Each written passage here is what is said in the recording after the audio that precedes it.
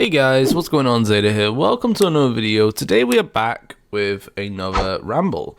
And today I want to take a trip down memory lane of For Honor's earliest days when it first was released. And talk about the first tournament that was ever held on this game. And I gotta say, it's definitely going to be up there with one of the worst hosted and just all-round mechanic abuse, exploits, spammy, just the worst possible tournament, not only in the history of For Honor, but potentially in the history of gaming. I can't think of many other tournaments that can top this. If you guys have any other tournaments that you know of that possibly could top this one, let me know in the comments down below. So this tournament was held in Year 1, Season 1. It was a 1v1 duel tournament, best of 5 rounds, with the champion taking the crown at the end. The only issue is that most of the good ones that actually made it through were exploiting issues in the game at the time. You'd be happy to know as well that those issues have since been fixed, but still, it doesn't reflect goodly on For Honor or as Ubisoft as a whole. Now, I must make a disclaimer. I am not doing this as a hate speech. I absolutely love the game For Honor. I think it's really fun, but I just thought it'd be a funny little video to take a trip down memory lane. If this isn't your style of video, stay tuned. I'll have more different types of videos coming out after this one. But for this video, we will be taking a trip down memory lane. So, first and foremost, I understand that there were players in there that were trying to play legitimately and play properly. However, they were completely outranked and outmaneuvered by all of the people who were cheating and using the mechanics of broken gameplay to their advantage.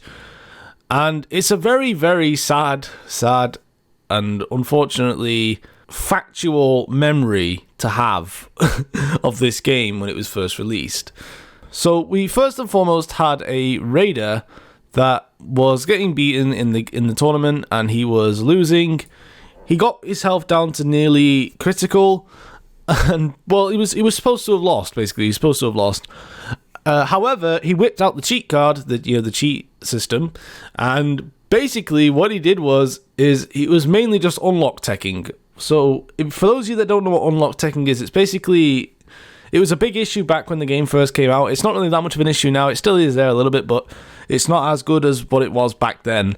So, what he did was he got put down to critical, and he basically unlocked, ran in a circle, and kept doing his stampede charge, which is technically an unreactable attack. His opponent was out of stamina, so his opponent could not throw any form of attack or do anything.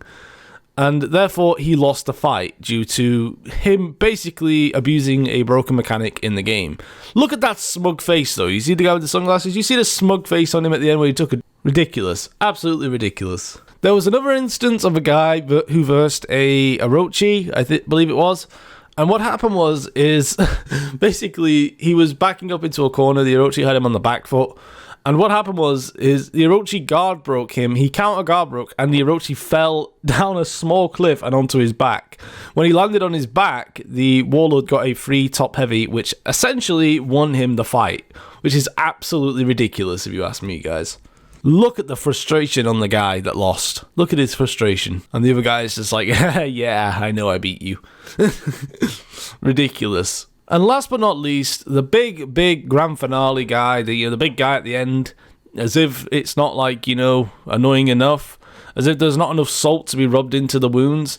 The winner of the tournament, who was literally the whole time unlock spamming with Nobushi. Absolutely ridiculous, guys.